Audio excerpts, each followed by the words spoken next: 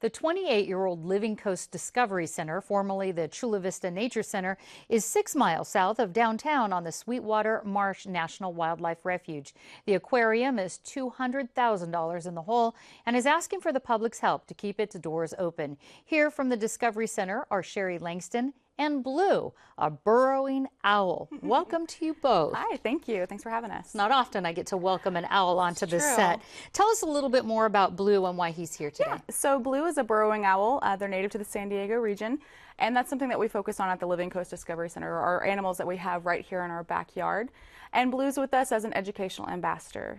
Gets to come out and meet and greet with people and talk to kids and really get them interested in our native wildlife here. An educational ambassador, education is important to the center. Absolutely. How many visitors do you get, including students? We have about 70,000 visitors a year, plus or minus a couple, and then about 15,000 of those are students for their field trips each year. And I understand the center needs $200,000 to stay open by the end of this month if they want to stay open. Tell us how the center is funded and how you got to needing the $200,000. $200,000, right. So we transitioned over from being a city-owned organization back in 2009. The city of Chula Vista originally owned the Discovery Center. It used to be called the Chula Vista Nature Center. We took it over in 2009, and we've had to close that funding gap from going from publicly funded to a privately funded organization as a 501c3 nonprofit. So in that, our funding comes from our memberships, admissions, daily admissions, but also a lot of grant funding for educational programs. And that $200,000 mark, we're really looking to push forward with our Bright New Future. We have a sustainability and strategic plan in place right now that we've been working towards.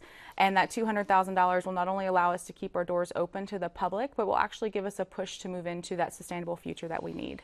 And you've done pretty well with donations so far. Here, this is your ambassador, maybe your donor ambassador. Tell us how much you need to go to keep it open. So last week we were around $53,000 that we had raised from SDGE. Made a really wonderful grant of $25,000. It was great. Okay. And then, with other donations, we had gotten up to about 53. Now, however, we've actually had a couple of private donors and foundations come through, some of them anonymous, that have given us some contingent pledges, meaning if we make that $200,000 goal, we'll be able to, keep their money and use it for funding. So how short are you right at the moment? Well, right now we're at $160. So about $40,000 so to go. we're really, really close. Speaking of SDGE, I understand they gave a $2 million endowment to the center. How come you can't use that money? So that's actually still pending. That wasn't something we were really planning on or expecting to come through anytime soon. So that really isn't any part of this equation that we have going on right now. How sustainable? Let's say you make the $200,000, and we certainly hope you do. How sustainable is that? Is there going to be this gap all the way along? Is there something that caused it? Actually, so we have right now about $750,000 worth of pending grants that we've applied for, and we're waiting for it to actually come through in that process. Grant funding can take, to have it actually go through the approval process and actually be funded 3, 6, sometimes 12 months to go through that cycle. And so that's why we're at this deficit right now of that $200,000, just to make sure we can push through. So are those some of the options? Are there other options to keeping the center open without relying on the donations? Absolutely, yeah. We need that $200,000 to come through by the end of the month, or we have to start making some really tough decisions. We need to be responsible to our animals as well as the education programs that we currently have in place.